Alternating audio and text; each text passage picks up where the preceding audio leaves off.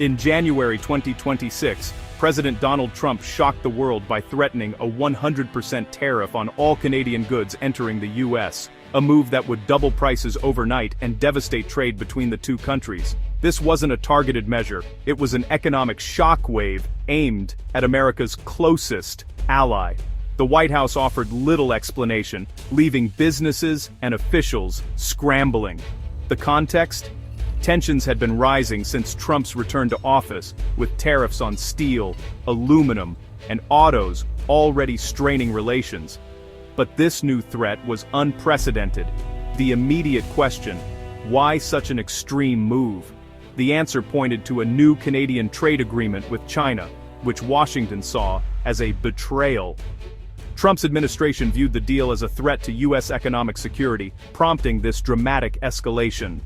The U.S.-Canada relationship was suddenly on the brink. The spark for Trump's tariff threat was a modest trade agreement between Canada and China, announced in early 2026. Despite its strategic partnership label, the deal was limited.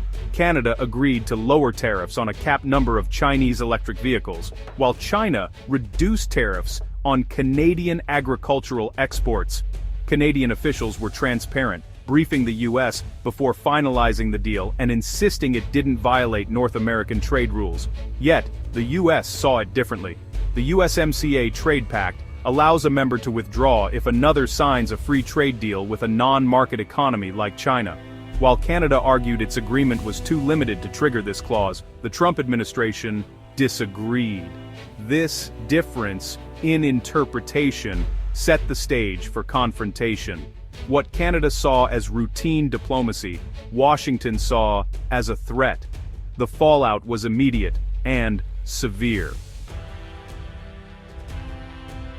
President Trump's justification was blunt. He accused Canada of becoming a drop-off port for Chinese goods, allowing them to bypass U.S. tariffs. He claimed Chinese products would enter Canada, get minor modifications, and then flow tariff-free into the U.S. This narrative fit Trump's long-standing view that America is exploited by unfair trade practices. Tariffs, he argued, were the only way to close this loophole and protect American jobs. The administration's message was clear. If Canada facilitated Chinese access, all Canadian goods would be treated as suspect. It was collective punishment, forcing Canada to choose between China and the U.S.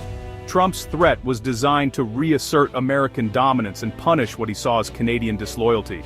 The stakes for both economies couldn't be higher. The world watched as the two allies edged toward a trade war. The tariff threat wasn't just about trade, it was personal. Days before, at the World Economic Forum in Davos, Prime Minister Carney publicly criticized Trump's use of tariffs as weapons. Trump, feeling upstaged, lashed out, rescinding Canada's invitation to a new diplomatic body, and making dismissive remarks about Canada's dependence on the U.S. This public clash marked a turning point. Just a week earlier, Trump had seemed to support Canada's talks with China. Now, personal animosity fueled policy. Carney, meanwhile, was charting a new course for Canada, less dependent on the U.S., more open to global partnerships. His sharp retort, "Canada thrives because we are Canadian," signaled a new, assertive posture. The relationship was shifting from partnership to rivalry. The world took notice.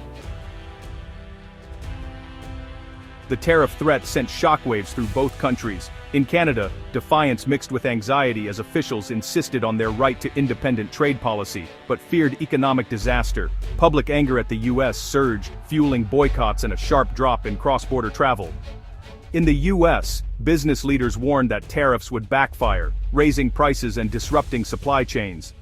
Farmers and manufacturers sounded alarms about job losses and higher costs for consumers. Some investors doubted Trump would follow through, citing his history of dramatic threats followed by compromise. But the damage was done. Uncertainty gripped both economies. Trade experts warned that even the threat of tariffs undermined trust and investment. The once stable U.S.-Canada relationship was now fraught with tension. Both sides braced for impact. This standoff isn't just political theater, it affects millions of lives.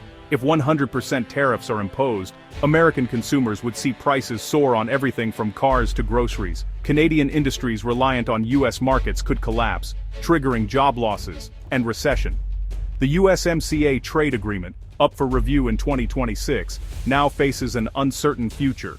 A Supreme Court case will soon decide if the president can use emergency powers to impose tariffs for economic reasons, with huge implications for trade policy. For decades, Americans and Canadians have enjoyed open borders and shared prosperity. Now, that foundation is at risk. The crisis is a stark reminder of how fragile economic ties can be. The decisions made in the coming weeks will shape North America's future for a generation. The world is watching and waiting.